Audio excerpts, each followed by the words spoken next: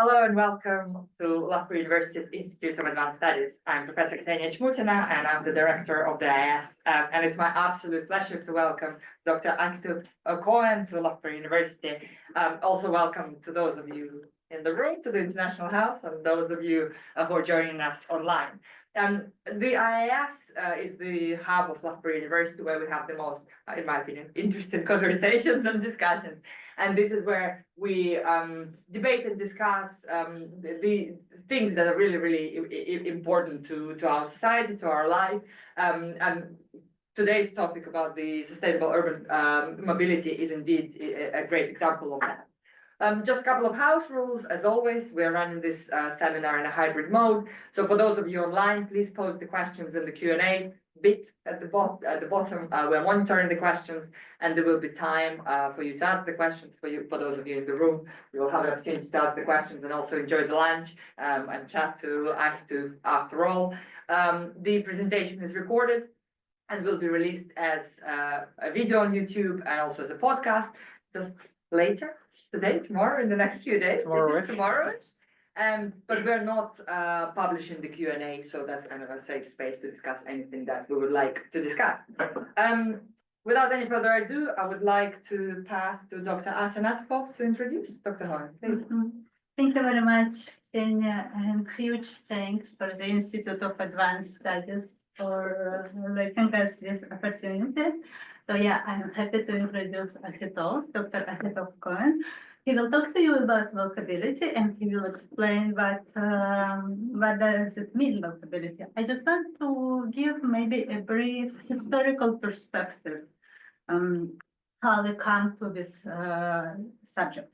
So since already maybe 20, 30 years, we are trying to reverse our city from the modernist planning, which was all about car centers, to make them more walkable.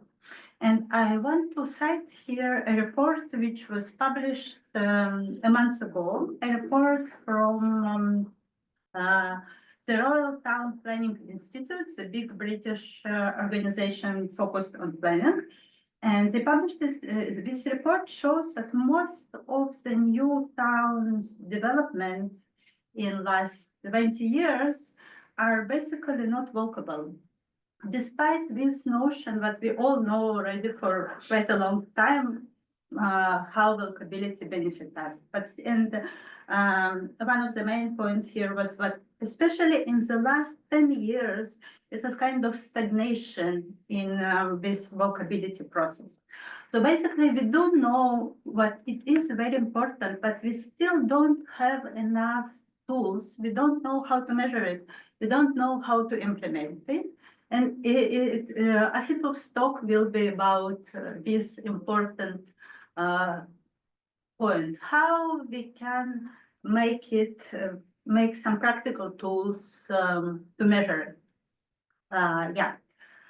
And maybe I would like to finish with kind of personal note here. It's a special academic parental moment for me because Dr. Cohen was my first PhD student, and I am really happy to see him staying in academia and being an assistant professor. So it's a great pleasure for me. Perfect. Thank you. So I'm really glad to be here and see you all in here. And first, I want to say thank you for the Institute of Advanced Study and Dr. Achituv that allow me to share with you my research, my knowledge that come up from this research.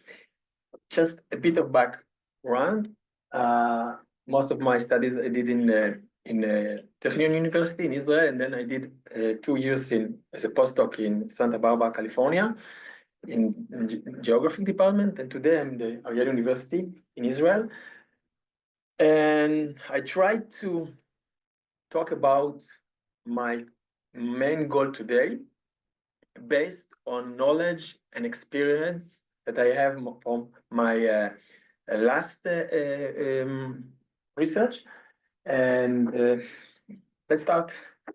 So the first things I would like to define is what is walkability. So basically, walkability is how much the environment which could an area which could be neighborhood, which could be city, is friendly to walk. And as you can see from here, there are many parameters or factors that can improve walkability or encourage walkability or other way around. And we're going to talk about it later on every factor. But why walkability matters? Why walking matters?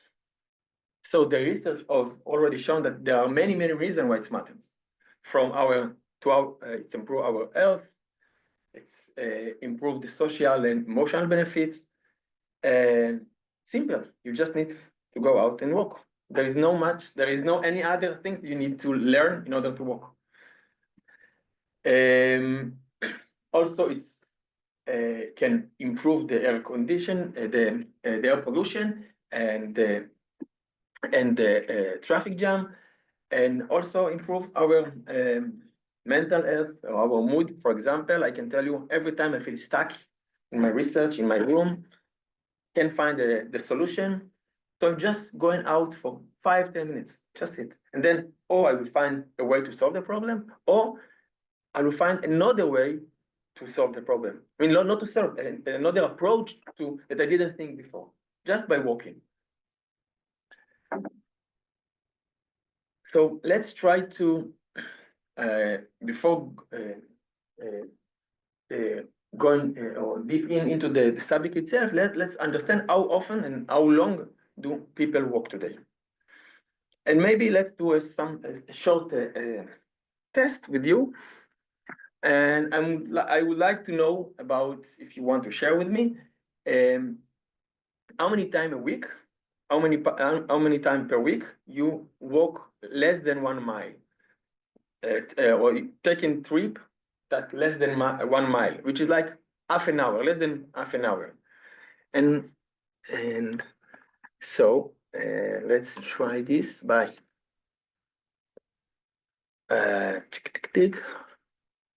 let's try to calculate it and put it in Excel file and see the result per year. So how many people walk one a week, one per week, one trip per week that is less than 1 mile? Only one. Okay, so per week one, two. 2 times, right? Yeah. Yeah. Oh, we have 1, 2, then we have how many 2 times per week? No, 3 times. 4, 5, 6. 6. Okay, so 6. How many times? How many people say 6? So we have 2, 4, 5, and it's me also. So it's 6. So it's okay. Let's say 6, 7. Okay, 7 twice 7. We have 7 and 8, 9, 8. Okay. More numbers? No. So let's see how. No, that's not the 8. Now let's see how many times per week, per year. We're taking this number. Now it's.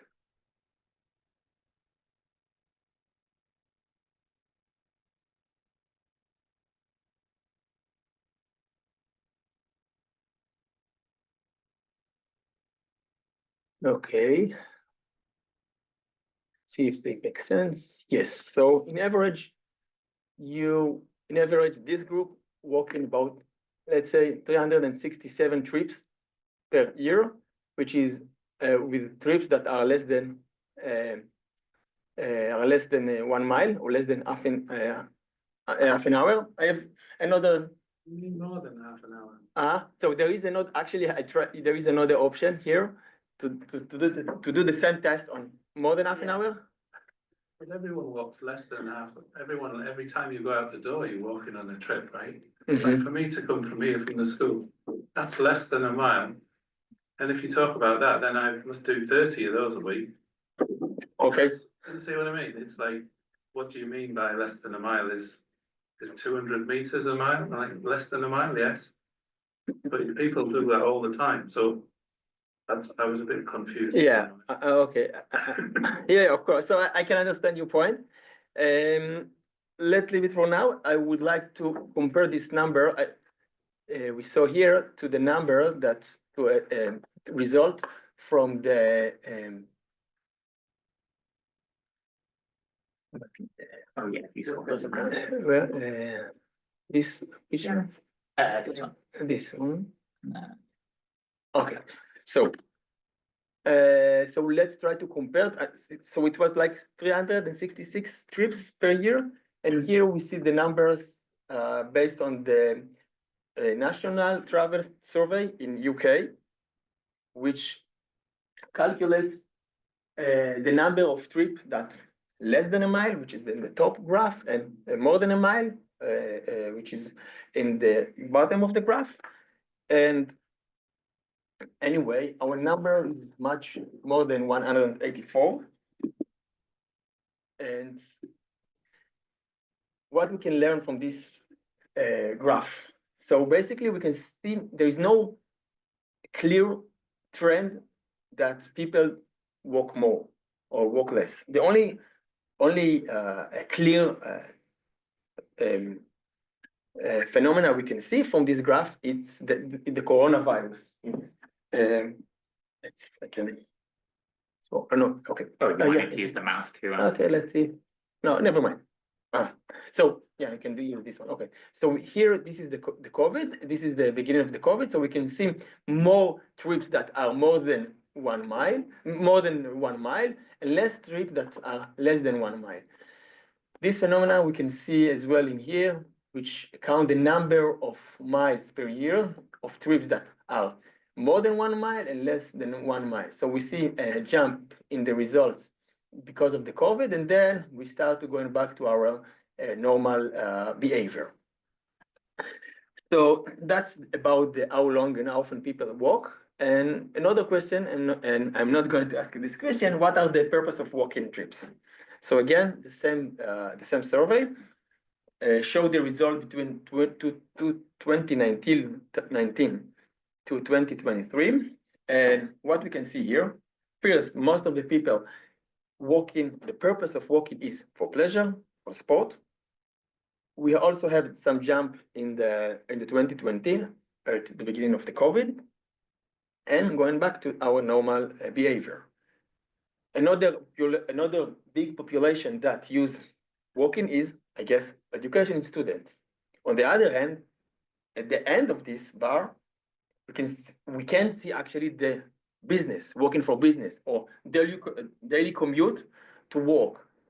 There are many reasons why people don't use walking as a mode for work, for walking to get to their work. But that's like big picture on this and on the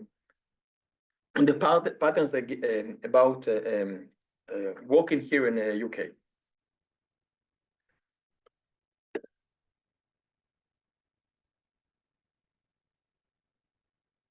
And the next question I would like to ask you is, can we change the environment to encourage walking?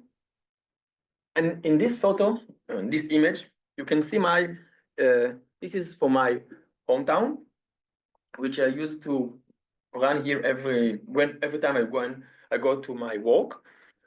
And it's like very lovely environment. See the wide pavement, clean, good surface, good quality of surface, a lot of trees, lights, decoration. But I can promise you that almost every time that I was there, morning, afternoon with the kids, evening, it was like that. Like almost no one in there, which means that spend money on infrastructure, it's not enough. We need to see the walkability or walking behavior should include many factors. And what are those factors? So here we have the main key factors, 6 factors that I'm going to talk about each one of them. And before I'm going to talk each one of them, I would like to to share with you my current goal, which is if I have all the factors that somehow affect walking, and I have also pedestrian movement data about the pedestrian movement, about the pedestrian volume, however you call it.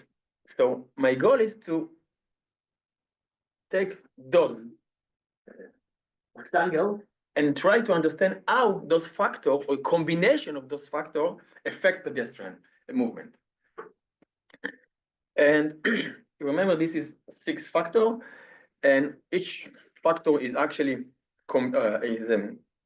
a list of some component.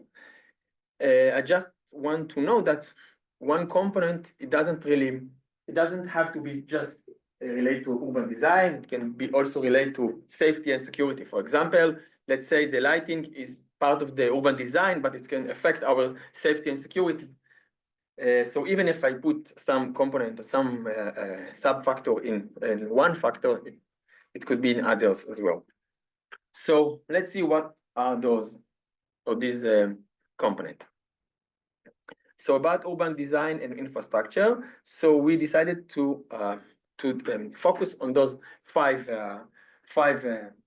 parameters or features, and based on current research, so sidewalk width is basically the most important one, apparently, from all among all of those that here.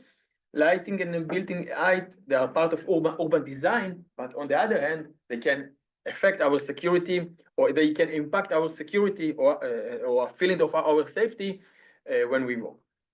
In addition, we have the land use, and today more and more areas become a mix of land use that apparently promote walking, and also a street slope. Regarding safety and security, we would like to look on the car pedestrian accident rate and crime rate. And then we have urban amenities, a list of amenities. We found that they could impact our walking. Some of them is the number of, and specifically for park, so we look on the proximity to the park, which means we don't look on a given street if there is a park alongside, but how much is far from the closest park. And then we have urban network structure, and okay, so most of the urban structure, most of the urban network structure are measured by centrality measure or space syntax measure or topology measures, and we look on specific two measures, betweenness and closeness. In closeness, every node which stands for intersection in our area. So in the closeness, we calculate this the sum of all of the shortest path between a given node to other node in the area. So if this number is low, so this means that the closeness here is higher, and in betweenness we measure how many times a node or a link, which is stand for the street, is part of shortest path of other node between other nodes of other links. And about line of sight, I would talk about it later because this is work that I did with Dr. Asia. So I will have some other slide about line of sight. And then we have the environmental and social context, like greenness, air quality, weather, and temporal variation. When we talk about temporal variation, so we have the time in the day, weekend via weekdays, and also seasons. Seasons relate also to weather. So it's quite, there is some kind of correlation between them. Sorry.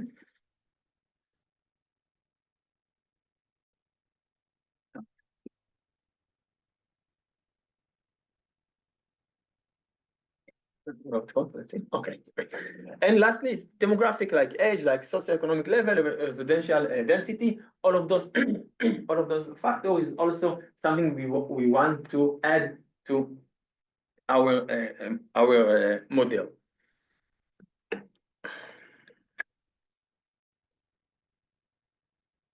So great, we know what are the factors, and the next question would be, okay, I know I know what are the factors, but how can I take this factor and add them as part of my model? So let's say this is not a city, it's Tel Aviv. So I need to take all of the street in the city, and so now every street would be represented by its geometry. So now I have for each street, I have its geometry, and now I link each geometry with all of the factors that we defined before by doing some simple calculation. Let's say for a given street, given street which is geometry, we look on the number of education places. Okay, so and all of this information I put into the table. So eventually, for each street, I have a list of features, which is stand for the component we talked before, and the values are the measure for each feature.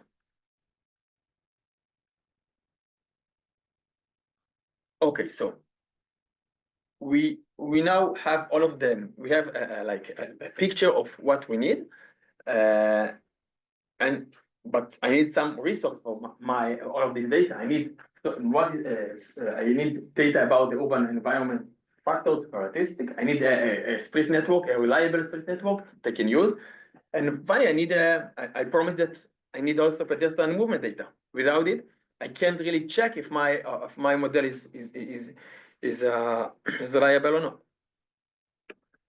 And the data or the sources I'm going to share with you is based on my previous research. So for urban environment characteristics, first I'm going to OpenStreetMap, because OpenStreetMap is a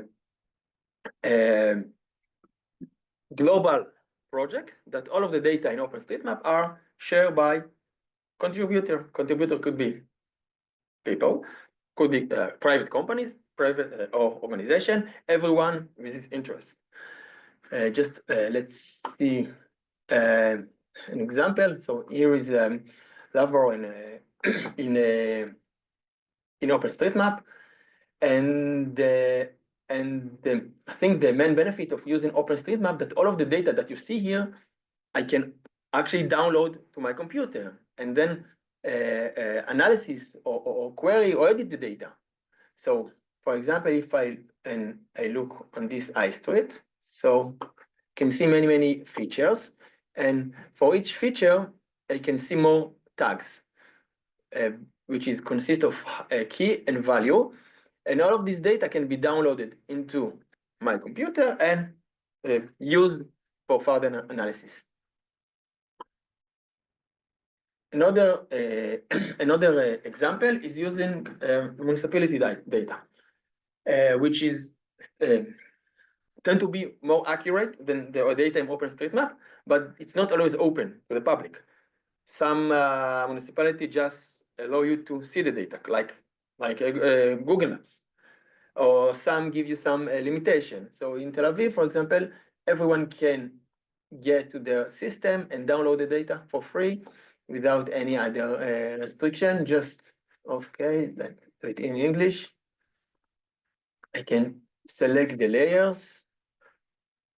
I think. Okay.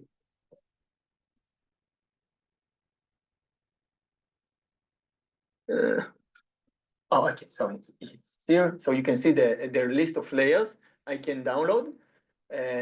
Just click on the plus, and you can see here any different layers. Just clicking on this disk, choose the area, and then I can download the data very, very easily. But as I said before, most of the cities are not give you this access for data, as Tel Aviv does. Okay. And of course, we have census data, and I think regarding the census data, so most of the country give access to the census data. In United States, they give you access not only to the census data, but also all the geographic boundaries that related to the census data in different scale, from a block to neighborhood and so on. And they also provide you with API, so you can just using some code and you can get all of the data you need without any manual downloading. But sometimes GIS or GIS platform or dashboard is not enough. There are some information we cannot get from there, or we don't have an access. We don't have access. For example, let's say I want to calculate the light by count the number of light poles, or I want to calculate the width of sidewalks. So today, the most popular way is using image from aerial imagery or from satellite or street view imagery, and then using deep learning or attention mechanism to get all the information about those objects or other objects. And I think today not today, but the main difficulty here is one, get very high resolution of images. Otherwise, it will be very hard to get the precise width of sidewalk, for example. And second, you need to train your model. And sometimes you have training data, but sometimes not. And then you need to collect by yourself the training data. But on the other end, you can use model that already does the work for you. And I saw yesterday one of the students of ASIA that showed me a model that know how to detect object. So someone else did the work, so just put in my data to the model, and I got the obstacles. And other ways is to use remote sensing, and we specifically use remote sensing or to calculate to get greenness. That was work we did in colleagues from Houston. In that case, we tried to find if there is any correlation between greenness to the recovery of people with brain injury.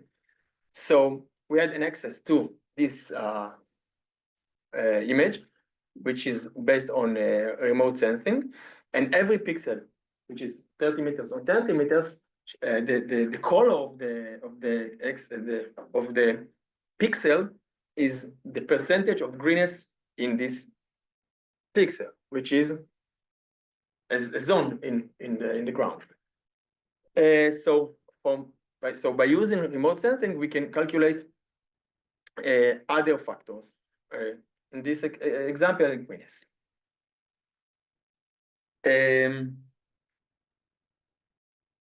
So line of sight. So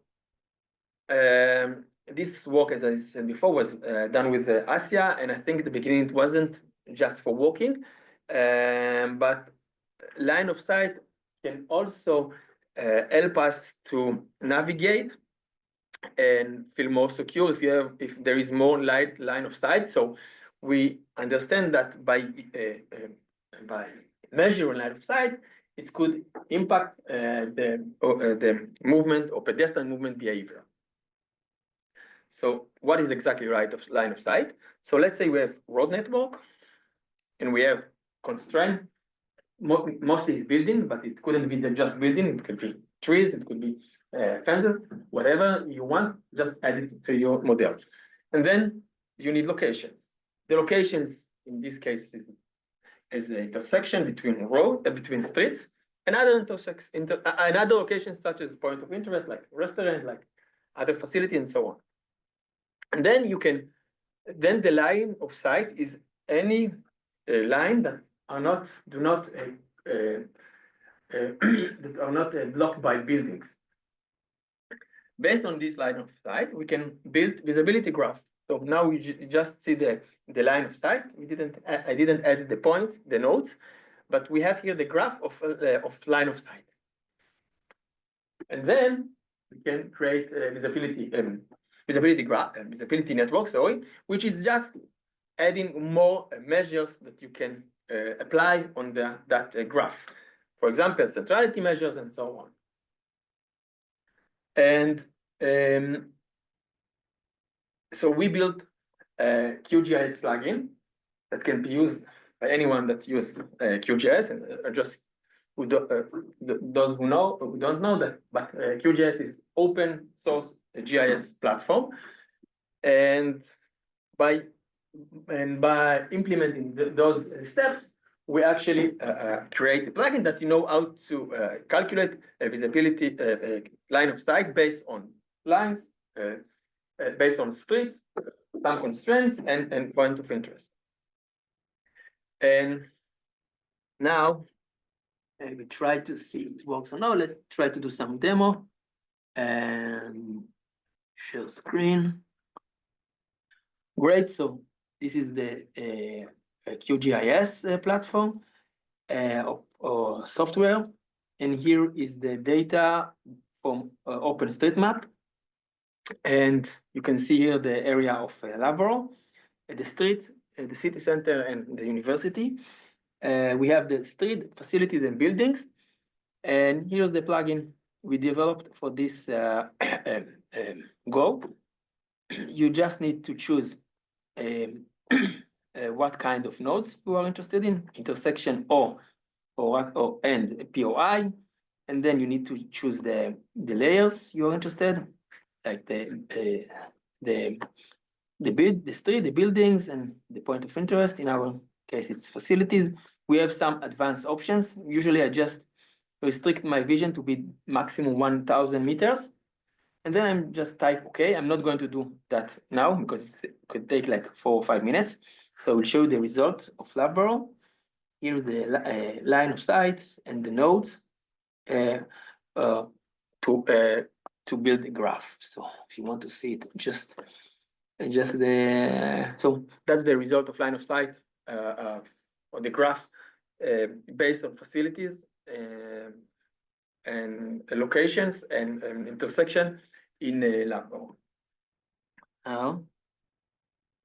Okay, now I need to go back. Yeah, that's it. So, and here you can see some result from a different option of graph you are interested. One is only between intersection, one is between POI and intersection, and one is only POI. For example, if you want to see the line of sight between a different location of food, there is or there isn't a line of sight between you and other food location. Maybe it's you need to do something about it. And our current project is in San Francisco, and we try to calculate or see if there is any correlation between line of sight and crashes. This is in San Francisco. Again, the data about the incident crashes between car crashes in California, at least it's open for all, so you can use it. But I don't have any other things to say about it because still we work on it. So this is about the line of sight, part of our big model of find the correlation between the factors and pedestrian movement patterns. So we talked about the urban environmental characteristics. Then you have the street network location geometry, and basically it would be easy because we have again OpenStreetMap, and in OpenStreetMap the street network is very high. It has very high precision, but for this project we need that every street would be represented by only one line. Okay, so this is Tel Aviv. And from Tel Aviv, we have a different street network. So every street can be presented by one line. What's happened in Turin, which was another place we checked, we didn't have any open source, so open that data. So we use OpenStreetMap. And here is the result in Italy. Actually, it's very good result. It shows that the resolution of mapping in OpenStreetMap. So every lane are mapped into OpenStreetMap. Let's say, let's look on this image. We have here 2 lanes for cars, 2 lanes for pedestrian, and it's actually someone mapped it into OpenStreetMap, but we cannot use it. We need some simplified version, or only one central line, which say here is a street. I'm not interested in more detail. So we again develop something that can take the data from OpenStreetMap and simplify it, so every street will be presented by only one central line. And in this picture, you can see like 3 cases, or 9 cases. The first row is simple one. The algorithm work quite smoothly. The second one is also quite easy with some parallel lines that the algorithm know how to simplify it. And the last one is more complex situation. The algorithm partially failed, and that's something, of course, we have something to improve. By the idea that by using this algorithm, now we can choose any city we want, at least any developed cities, and with a good quality of network, with some few manual tuning. Okay, so that's about number 2, the street network location geometry, and the last one is pedestrian movement. So how can we obtain data about pedestrian movement? So for this, there are several options. We in the past used the Bluetooth system. So again, this is Tel Aviv. We have 61 sensors scattered around Tel Aviv, and the system record the enter and the exit of the sensor 1, and or every record looks like the time of the enter to the sensor 1, exit, and to the second order and the second sensor. In that time, in that way, you can also maintain the relations or the trajectory of the pedestrian. Or not the pedestrian, the users. Now, we don't know if it's a pedestrian, or maybe it's car, or maybe it's bikes, and we are interested only in the pedestrian. So we thought, let's look only on that area, on the middle. We assume that area will be the easier area to differentiate between pedestrian to those that are not pedestrian.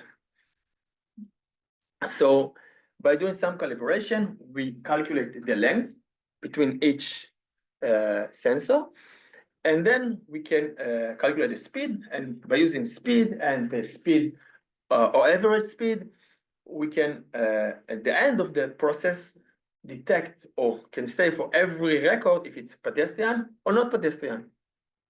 And we got to accuracy rate of 90%. Based on this work, we look on how the government policy at the beginning of COVID-19 pandemic was affect the pedestrian movement in Israel. And we saw quite high correlation between the restriction of the government on the behavior of the pedestrians. We also see this movement, see difference between commercial area to residential area. On the other hand, we saw that the COVID didn't change the location where people used to walk. So this is one option using Bluetooth. Other options is laser scanner, and here we'll see a company called iStreet, and in that time it was completely free. It's not free anymore, or partly free. And they have many laser scanner in Germany and Belgium and Denmark, and no, Netherlands, sorry, and Denmark. And so you can see here streets with laser scan. So every person that crossed the laser scan or the laser beam, so counted. So if you open their dashboard, you can see the number of people that walk until the current time, compared to the total number, or compared to the average total number in that time and the end of the day. And another option is, and this is quite, let's say, okay, another option is using machine learning for predicting pedestrian based on data we have from other cities. What I mean by that? So in that time, we did a research about something completely different, about giving index for different boroughs in London. Index about what? About accessibility for blind pedestrians. And we learned that pedestrian movement is something that they take into account when they decide where to go or from where to go. But we didn't have any information about what is the pedestrian movement, what is the pedestrian activity in London. So we thought, okay, but we do have data from Germany and from Israel. So let's try to build machine learning that take this data with the environmental characteristics and build a machine learning model that can be then applied on London. And here's the result from our machine learning with some high volume of pedestrian activity in the middle of London, and some local high activity. And we did compare it with the data from TfL, which is a Transportation for London survey. And it's quite similar, but the result is like 0.5 person correlation, which means we have a lot of work here to improve that idea. So the idea is good, but we still have, we needed more data and we need more, maybe more characteristics. And okay, I will talk about later at the end of the lecture. So this is another way to calculate or to predict pedestrian activity volume. So, okay, so we talked about every component. So what's today? So basically, today we tried to talk about how, and we published a paper a year ago. In that paper, we have all of the data, all of the factors, with not all of them, part of them, mostly the one that easy to get, and also the pedestrian volume. And we try to answer the question of how. So from this table, you can see, so we use something called a decision tree. And the reason we use decision tree, because decision tree is one of the few that not only predict or classify data, it's also allow you to see how the prediction has been done by looking into the branches in the tree. So here first you can see the features that are most important, and as other research shown, the centrality measure are the most important one. But then we have the temporal one, like daytime, season, day type, and then all the rest of the features. As I said before, we also try to look on the decision tree itself. This decision tree includes 61 levels. Here you have only 6 levels. And the idea is to find branches. This is called branch that have that lead to a decision point with quite high number of samples with high certainty of the prediction. So this table shows us so in that case we have 5 level of pedestrian volume, from 1, which is quite low, to 5, and this table shows us for each level the branch that give the highest, the combination of highest number of